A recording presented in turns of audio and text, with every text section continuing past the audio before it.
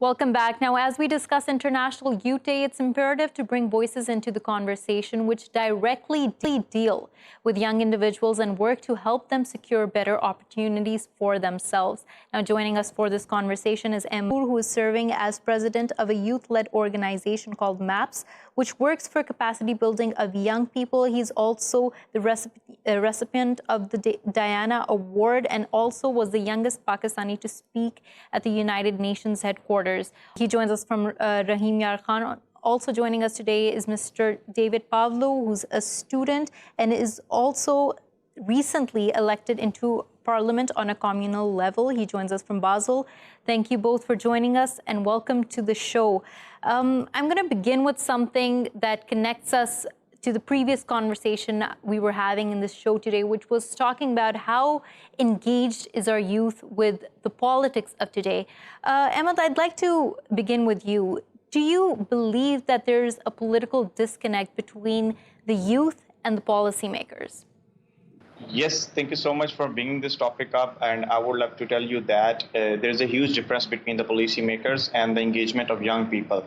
I've been emphasizing on this topic that we need to include young people in decision-making processing and the policy-making process, which involves young politicians where we are lacking. Like if you're talking about the National Assembly or provincial assemblies of any province, you'll see a less amount of young politicians who are making legislations and making policies. So I think and I believe that young people like us and in any other province or any other cities should be given a chance to come up and be working for policy making process and legislative process. Right, Ahmad, I'm going to talk more about how your organization helps the youth to do that, but I want to take this question to David since he is politically active in that manner. David, how much of a difference does it make when politicians are young, when politicians can relate to the issues of the youth a little more? It does make a big difference because I think the problem with the participation in politics of young people is often that young people don't feel concerned, even though they are very concerned by politics. And I think it would make a big difference if politicians were more interested in the problems of the youth, so the youth could participate more. When we're talking about these problems, there are, of course, problems that are specific to countries and regions, but then there are more global problems for young people and the youth. David, you first tell me, what do you think those problems are that need to be dealt with? Well, I think one of the big topics in our world is the climate change and social questions. Right, social issues there. I take your point. Ahmad, do you agree with that some of the biggest issues that face our youth in Pakistan are also some that are of global concern, like climate change, many other social issues when we talk about the economic climate, employment opportunities? Do you see those as being the central issues?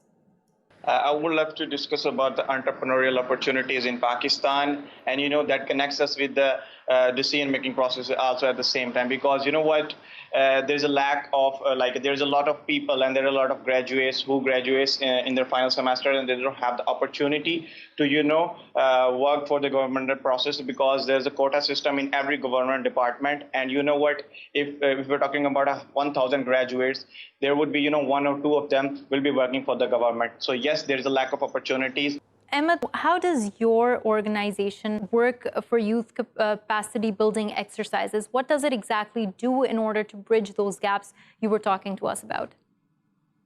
All right, we started this foundation, MAPS, a youth-led organization, back in 2012 with an aim to enhance the capacity building of young people, like enhancing their leadership and management qualities. Like this organization originates from South Punjab of Rahim, of Pakistan. So we wanted to enhance the qualities of young people, a student who literally came to the university asking for professional skills to learn with technical education at the same time.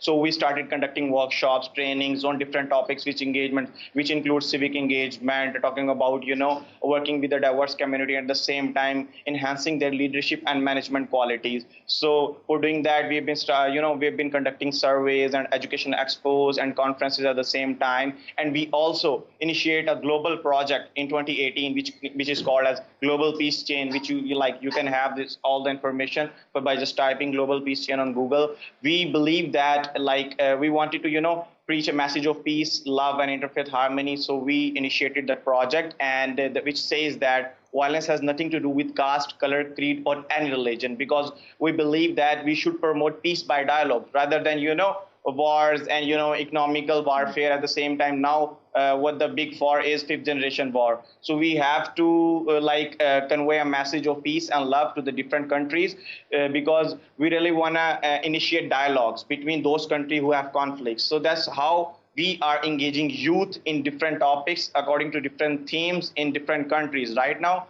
we are existing in more than 100 countries. Right, and that's a very commendable effort, Ahmad, and I would like to congratulate you on that, and I hope it continues with a lot of success. One thing you mentioned here was vocational training, conducting workshops, and this is something I want to talk to David about as well, because I think it's very relevant to Switzerland. Now, Switzerland has very low youth unemployment, almost 3%, whereas the EU average is about 23%. And we've been talking about youth unemployment a lot in this show today.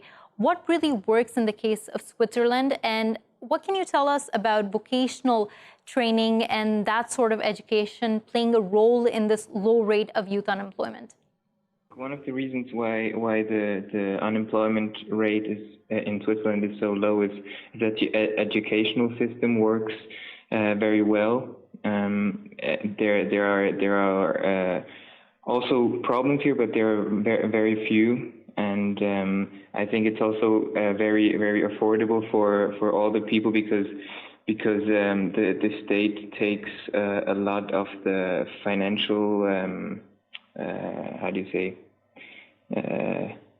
of the cost, and so I think that's one of the biggest reasons why that is. And do you think there is a role of practical training in this education, students being able to work part-time? Do you think that makes a difference? Yes, I think there are these possibilities, yes. Right. Ahmad, when you talk about vocational training and when you talk about helping young individuals learn management skills, leadership skills, how much of a difference do you think that makes? And do you think that is something that should also be brought into schools and the formal curriculum?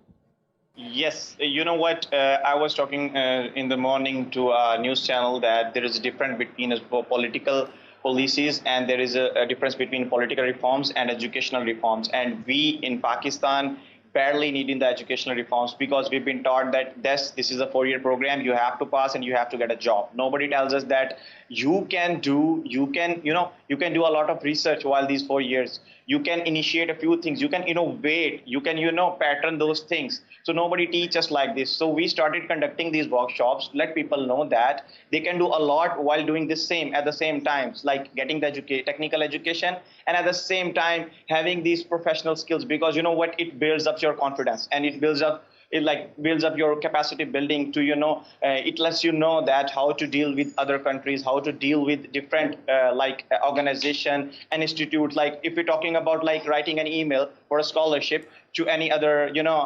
organization, so in Pakistan it's a common approach that we write that yes, please find the attachment. Okay, and the one special approach is that writing about himself, like writing about ourselves, like see, I'm a student of this and I've done that, my research includes these points also, and I'm looking forward for a scholarship. There's a difference between those emails. So that's why we started thinking that let's educate our youth, let's train them that we need these skills also at the same time with technical education. So I'm sure if we need 100% technical education, we need 200% professional skills education. So it's education also, but nobody focus on these skills. Right. Ahmad, you have so much knowledge and you have been doing this on the ground when you have been working with young people. You know the ins and outs of the situation here.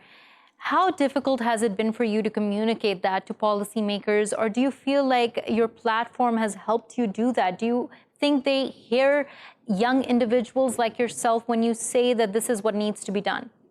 I would say we have been drafting a lot of position papers, a lot of policy drafts, recommendation to the governments, including educational reforms and including, the curriculum criteria. We've been focusing on, updating our educational curriculums. David, I'm going to put my last question to you.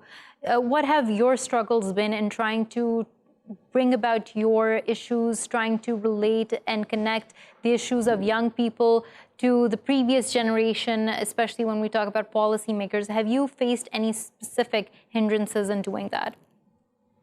Yes, I think that one of the big problems is that youth isn't taken seriously often by decision makers who are often not very young people, and I think that's a big struggle, and I think that needs to be faced, and like the picture of young people needs to be changed, and the concerns and ideas of young people should be taken seriously, because young people are the future of each country. Right. On that note, we're going to end the show today. Thank you so much, Ahmad Toor, for joining us from Rahim Yar Khan. Thank you, David Pavlou, for joining us from Brazil. Thank you for watching Indus Special. We will see you again next week with more stories. Till then, goodbye and take care.